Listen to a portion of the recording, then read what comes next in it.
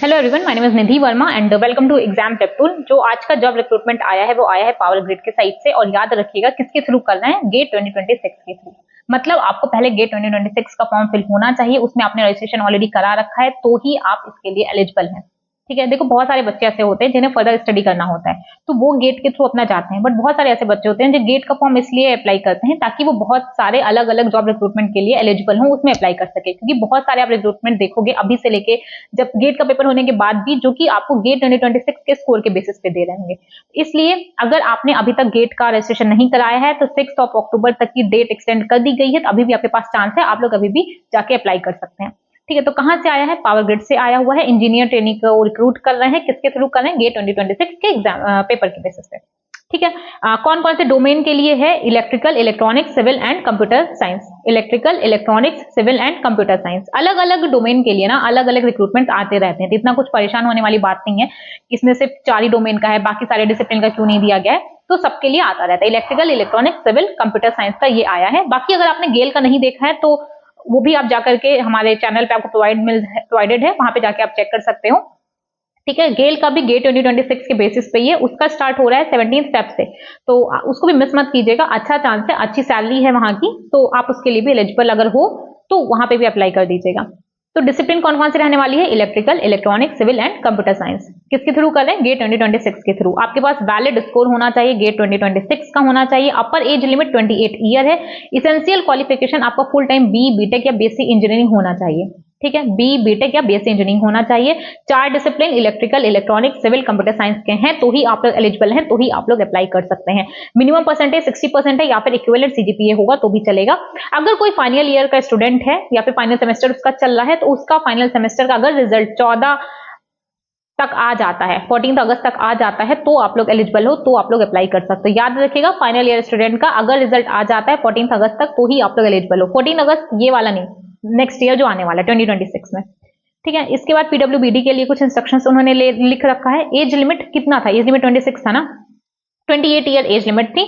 बाकी रिलैक्सेशन कुछ दे रखा है। ओबीसी का 3 ईयर का है, एससी एसटी का 5 ईयर का है। अगर वहां पे 28 था, ठीक है, तो यहाँ पे 31 आ गया, उसी तरीके से आप एक्स्ट्रा जो भी साल दिया गया उसको एड ऑन कर दीजिए। पीडब्ल्यूबीडी के लिए 10 साल का रहेगा, जनरल और ईडब्ल्यूएस के लिए 13 ईयर का रहेगा, ओबीसी के लिए, और 15 ईयर का एससी एसटी के लिए। एक्स सर्विसमैन जो है उनके लिए जैसा भी गवर्नमेंट ऑफ इंडिया के डायरेक्टिव्स का रहेगा कहना, वैसा ही उनको मिलेगा।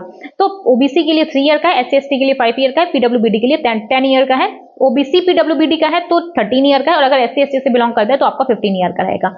इसके अलावा जो इंपॉर्टेंट बात है कि सिलेक्शन का प्रोसीजर क्या होगा, तो फर्स्ट आपका गेट 2026 होना चाहिए score card, second group discussion होगा, एंड एट द एंड आपका पर्सनल इंटरव्यू होगा, तब जाके आपके हाथ में जॉब मिलने वाली है। ठीक है, eligible candidate will have to appear for the corresponding paper of the GATE 2026। आपका गेट 2026 में अपीयर होना मस्ट है, ये बात मत मिस कीजिएगा। इसके अलावा अगर आप कैटेगरी से बिलोंग करते हैं, अगर आप जनरल कैटेगरी के या ईडब्ल्यूएस के हैं, तो क्वालिफिकेशन जो परसेंटेज है इंटरव्यू में 40% होना चाहिए। बाकी आप किसी भी कैटेगरी से हैं, ओबीसी से हैं, एससी एसटी से हैं या पीडब्ल्यूबीडी से हैं, तो आपका 30% होगा तो भी चलेगा। वेटेज दिया गया है कि आपका कितना वेटेज होना चाहिए, गेट का कितना वेटेज होना चाहिए, बाकी आपका ग्रुप डिस्कशन का कितना होना चाहिए, इंटरव्यू का क्या होना चाहिए, तो उसका भी अलग अलग दिया गया है। जो गेट 2026 का पेपर आप दोगे ना 2026 में, उसका वेटेज है 85%, ग्रुप डिस्कशन का 3% सबसे कम है, उसके बाद आता है पर्सनल इंटरव्यू का 12%। सबसे ज्यादा इंपॉर्टेंट क्या रहने वाला है गेट 2026, तो अच्छे से पढ़ के जाओ, टाइम बचा है। अगर अभी तक नहीं पढ़ा है तो क्रैश कोर्स से पढ़ाई करो, वन शॉट से पढ़ाई करो, जहां से भी करो, ज्यादा से ज्यादा क्वेश्चन की प्रैक्टिस करो, ज्यादा से ज्यादा क्वेश्चन की प्रैक्टिस करो। ठीक है, अभी भी टाइम है 2-3 महीने का, जितना टाइम बचा है जितना अच्छे से यूटिलाइज कर सकते हो ना उतने अच्छे तरीके से यूटिलाइज कर लो।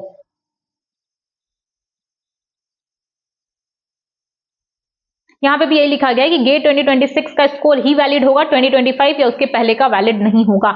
जब उन्होंने पहले ही मेंशन कर दिया कि 2026 के हिसाब से वो रिक्रूट कर रहे हैं, तो यहाँ पे इन्होंने और अच्छे तरीके से क्लियर कर दिया है कि गेट 2026 का स्कोर आपके पास होना चाहिए, गेट 2025 या उसके पहले का वैलिड नहीं होगा।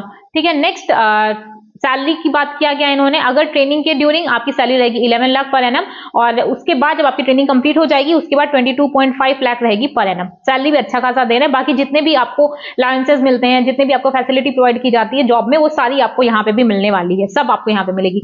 एग्रीमेंट बॉन्ड साइन कराया जाएगा। इसके अलावा जो विंडो ओपन होगी रजिस्ट्रेशन की, वो आपकी या तो फरवरी या तो मार्च में ओपन होगी। जब भी आएगी आपको हमारे चैनल में बता दिया जाएगा। बट मैंने एक बात गेल वाले वीडियो में भी बोला था, मैं आपको यहाँ पे बोलूंगी, जितने भी लोग जॉब रिक्रूटमेंट के लिए अप्लाई करने वाले हो ना, तो आपको क्या करना है, क्योंकि देखो अभी तो विंडो नहीं ओपन हो रही है, ना इसका ओपन हो रही है, ना ही आपका गेल का ओपन होने वाला है। आपको क्या करना है, रजिस्ट्रेशन करा दो गेट 2026 में।